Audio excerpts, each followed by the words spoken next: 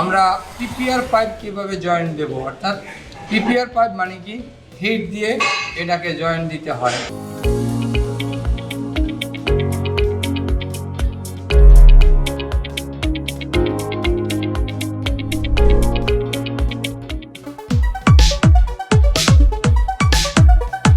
আসসালামু আলাইকুম, আশা করি সবাই ভালো আছেন। আমি মোহাম্মদ ইমাম হোসেন। আমি এই ডলফিন ট্রেনিং সেন্টারে প্লাম্বিংয়ের দীর্ঘদিন ধরে প্লাম্বিংয়ের ট্রেনার হিসেবে কাজ করতেছি। আশা করি এর আগের পর্বগুলো আপনারা খুব ভালোভাবে উপভোগ করেছেন এবং আজকে আমি আপনাদের সাথে যে পর্বটা নিয়ে আলোচনা করব সেটা হলো আমরা পিপিআর পাইপ কীভাবে জয়েন্ট দেব, অর্থাৎ পিপিআর পাইপ মানে কি হিট দিয়ে এটাকে জয়েন্ট দিতে হয়। আমি আগেও বলেছি, আপনারা শুনেছেন। এবার আমি সেই জিনিসটা কি মেশিনের সাহায্যে, অর্থাৎ পিপিআর ওয়েল্ডিং মেশিন, অর্থাৎ এই পিপিআর ওয়েল্ডিং মেশিনটা ব্যবহার করে কিভাবে হিট দিয়ে পিপিআর পাইপ জয়েন্ট দেওয়া যায় সেই জিনিসটা আমি আপনাদেরকে দেখাবো। অর্থাৎ আমরা নর্মালি কিছু পাইপ প্যাচ কেটে জয়েন্ট দিই, কিছু আমরা আইকা দিয়ে জয়েন্ট দিই বা গাম দিয়ে, এবং এই পাইপটা শুধুমাত্র হিট দিয়ে জয়েন্ট দেওয়া হয়। কারণ এই পাইপটা হিট দিয়ে জয়েন্ট দেওয়ার কারণ হলো লিক প্রুফ করার জন্য, অর্থাৎ এটা দ্বারা এক ফোঁটাও পানি বা অন্য কোনো কিছু লিক করবে না, সেই জন্য এটা হিট দিয়ে জয়েন্ট দেওয়া হয়। তবে এটা কি পার্মানেন্ট জয়েন্ট, অর্থাৎ একবার জয়েন্ট দিলে আর সেখান থেকে খোলা যায় না। আমি আপনাদের সেই মেশিনটা সম্পর্কে একটু পরিচিতি করাবো। আমাদের এই মেশিনটা কিভাবে ব্যবহার করে বা আমরা কিভাবে কাজটা করব সেটা আমি আপনাদের একটু দেখাবো। এখন আমি এই পিপিআর মেশিনটা আপনাদেরকে দেখাচ্ছি। এই যে আমি হাতে যে মেশিনটা নিয়েছি এটার নাম পিপিআর ওয়েল্ডিং মেশিন। আপনারা দেখেন এখানে 3টা ছিদ্র আছে, অর্থাৎ এই ছিদ্রে কিছু ডাই সেট করা হয় পাইপের সাইজ অনুসারে। অর্থাৎ পাইপ যদি 1/2 ইঞ্চি থাকে তখন এই 1/2 ইঞ্চি ডাই, আবার যদি 3/4 থাকে 3/4, আবার যদি 1 ইঞ্চি থাকে 1 ইঞ্চি। এভাবে যে পাইপের সাইজ আমি জয়েন্ট দেবো আর যেটা আমি জোড়া দেব সেই সাইজ অনুসারে আমাদের ডাইগুলো সেট করতে হয়। আমি এই সেটগুলো দেখালাম ডাই। এখন আমি ডাইগুলো দেখাই। এই যে আমার হাতে আছে, দেখেন এই একটা ডাই, অর্থাৎ দেখেন এখানে একটা ছিদ্র আছে, এই নাটটা দিয়ে এখানে একটা নাট দিয়ে আমাদের এটাকে টাইট দিয়ে এটাকে এই মেশিনের সাথে সেট করতে হয়। আমি এটাও দেখাবো আপনাদেরকে, আমি একটু বলে নিই। তারপরে কি আমার হাতে দেখেন একটা তার দেখা যায়, এই তারটা কিসের, অর্থাৎ এই মেশিনটা ইলেকট্রিক ছাড়া চলবে না, ইলেকট্রিক লাইন ছাড়া চলবে না। সেই জন্য আমাদের প্রথমে কী করতে হবে, মেশিনটার তারটা একটু চেক করে নিতে হবে যে আসলে কোথাও কোনো সমস্যা আছে কিনা। আমি চেক করে নিলাম, তেমন কোনো সমস্যা দেখতেছি না। তো এখন কি করতে হবে, আমি ধরেন যে 1/2 ইঞ্চি পাইপের ডাই জয়েন্ট দেবো বা 3/4 জয়েন্ট দেবো, তখন আমি 3/4 নেবো। ধরেন এই যে আমি 3/4 পাইপের জয়েন্ট দেবো, আমি 3/4 এই ডাইটা নিলাম, নেওয়ার পর আমি এখানে সেট করলাম। এই দেখেন এভাবে সেট করলাম। এখন এখানে কি করতে হবে, এটা থাকবে না, এটার জন্য একটা স্ক্রু আছে, নাট আছে, এই নাটটা আমি কি এদিক দিয়ে আটকাই দেবো। দেখেন এই আমি সুন্দর করে হাতে নিয়ে আটকাই দিচ্ছি। আপনি দেখেন যে এভাবে দেখবেন এই সুন্দর এই নাটটা আমি এখান থেকে আটকাই দিচ্ছি। দেখেন এখন এটা কি, এটা আটকে গেল, অর্থাৎ নাটটা কি সুন্দরভাবে আমি দেখেন এখানে এই ডাইয়ের সাথে নাটটা আটকাই দিলাম। এখন কি আমার এই কাজটুকু শেষ, অর্থাৎ এই ডাইয়ের সাথে যে নাটটা আটকাই দিলাম সেটা আমার শেষ হয়ে যাচ্ছে। এরপরে আমি যদি আরও সাইজের পাইপের আমি জয়েন্ট দিতে চাই তখন আমি সেখানে সেই ডাইগুলো এরকম সাইজ অনুসারে আমি সেট করে দেবো এক এক করে। এখন আমি আসি এটার কাজটা কিভাবে করতে হবে। দেখেন তাহলে আমি কি করব, এই বক্সের ভিতরে দেখেন এখানে রাখার একটা সুন্দর জায়গা আছে, দেখেন অটোমেটিকলি দিলে এটা এখানে বসে যাবে। স্ট্যান্ডটা আমি আপনাদেরকে বসাই দেখাইতেছি, এখানে সুন্দরভাবে দেখেন এটা বসে গেছে। এখন কি এইটা এভাবে অবস্থায় আছে, অর্থাৎ এখন আমি যদি এইখানের সাথে এই যে এদিকেও আমাদের একটা কি করতে হবে, ডাই সেট করতে হবে, অর্থাৎ দুইটা আমাদের এই দুই দিক থেকে আমাদের সেট করে নিতে হবে। এখন আমি দেখাচ্ছি এই দুইটা আমি যদি সেট করি, দেখেন আপনার এখানে একটু আবার বলে নিচ্ছি। এই দেখেন এখান থেকে আমি এই দুইটা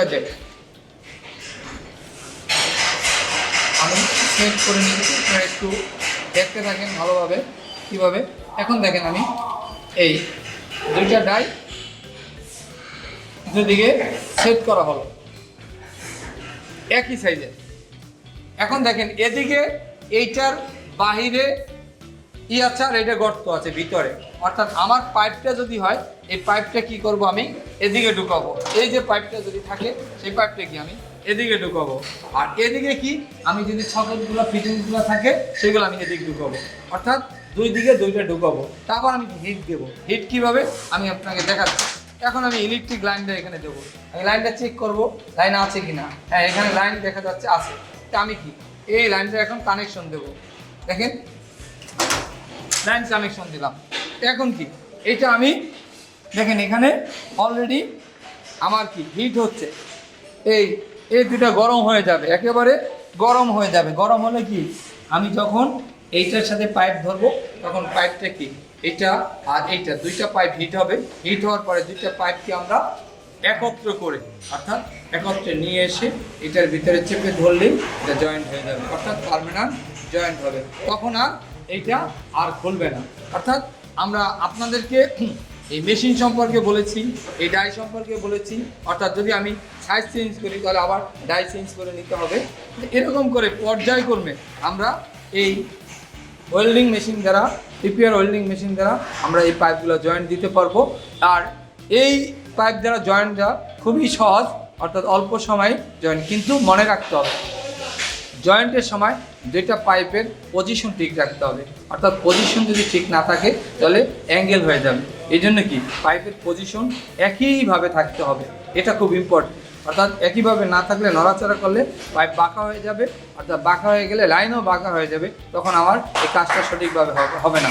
তা আশা করি আপনারা এই সম্পর্কে বুঝতে পারছেন, এই ক্লাসটা সম্পর্কে, অর্থাৎ পিপিআর ওয়েল্ডিং মেশিন এই কীভাবে হিট হয় সেটা সম্পর্কে আপনারা বুঝতে পারছেন। এখন আমি আপনাদেরকে এই যে ক্লাসটা সম্পর্কে পরবর্তীতে আপনারা আশা করি এভাবে এই মেশিন ব্যবহার করে আপনারা এই কাজটা করতে পারবেন। আমি আপনাদের সামনে এটা সাফল্যের কথা বলবো। আসলে প্লাম্বিং নিয়ে সফলতার শেষ নেই, কারণ এই কাজটা এমনই একটা কাজ যে আমাদের এই সফলতা প্রতিদিনই বেড়ে চলছে। আর এই প্লাম্বিংয়ের কাজটা এখন এমন ডিমান্ডেবল হয়ে গেছে যে আমরা যে কোনো দেশেই এই প্লাম্বিংয়ের খুবই ইম্পর্টেন্ট, অর্থাৎ খুবই গুরুত্ব। কারণ হলো শীত প্রধান দেশে তো প্লাম্বিংয়ের কাজ ছাড়া বা এখানে মানে হিটার বা এই ধরনের গরম পানির লাইন যে লাইনই আমরা নিচ্ছি না কেন সেটা একজন প্লাম্বারের জন্য খুবই ইম্পর্টেন্ট। আর আমাদের দেশেও একজন বিশুদ্ধ পানি বা ভালো পানি সরবরাহের জন্য এক স্থান থেকে অন্য স্থানে নেওয়ার জন্য এই প্লাম্বিংয়ের কাজটা খুবই ইম্পর্টেন্ট। তাই আমরা এই দিন দিন কি এটার চাহিদা বাড়তেছে।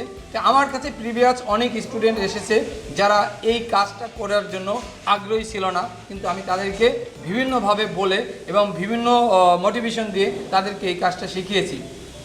এখন তারা কাজটা শিখে এদেশে বিভিন্ন জায়গায় অর্থাৎ সরকারি এলজিডিতে তারা চাকরি করতেছে, সিটি কর্পোরেশনে চাকরি করতেছে, তারা বিভিন্ন কনস্ট্রাকশন ফার্মে চাকরি করতেছে এবং ডেভেলপারে কাজ করতেছে। তাদের কাজ কি দিন দিন বিস্তৃত হচ্ছে, অর্থাৎ তারা এখন দেখা যাচ্ছে যে নর্মাল একজন গ্রাজুয়েশন যারা করে তাদের চেয়ে একজন 8 পাস করেও এই প্লাম্বিং কাজ শিখে তারা অনেক টাকা স্যালারি ইনকাম করতেছে। তো অর্থাৎ এই ক্ষেত্রটা এখন এমনভাবে হচ্ছে যে আপনারাও যদি এই ক্ষেত্রে আসেন বা এই কাজগুলো করেন তাহলে দেখা যাবে কি আপনাদেরও দিন দিন ইনকামটা বাড়তেছে। অর্থাৎ আমরা আসলেই কোনো কাজকে ছোটোভাবে নিব না, কারণ প্রত্যেকটা কাজই মানুষের জীবনে ইম্পর্টেন্ট। অর্থাৎ মানুষকে লাইফকে চেঞ্জ করার জন্য কোন কাজ কখন কিভাবে হবে বা কার দ্বারা কোনটা চেঞ্জ হবে সেটা তো আমরা বুঝতে পারি না। তাই সেই জন্য আমি দেখছি এই প্লাম্বিং কাজ করে অনেকের লাইফ চেঞ্জ হয়েছে, তারা যেখানে ছিল তার অবস্থানটা অনেক দূরে হয়েছে, সামাজিক অবস্থান বেড়ে গেছে।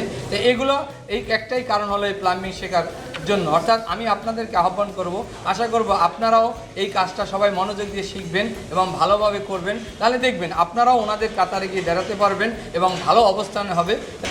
এই প্লাম্বিং সম্পর্কে জানতে আপনারা আমাদের সাথে থাকুন এবং আমাদের এই চ্যানেলটি সাবস্ক্রাইব করুন এবং ভিডিওটি বেশি বেশি শেয়ার করে অন্যকে দেখার সুযোগ করে দিন। ধন্যবাদ সবাইকে।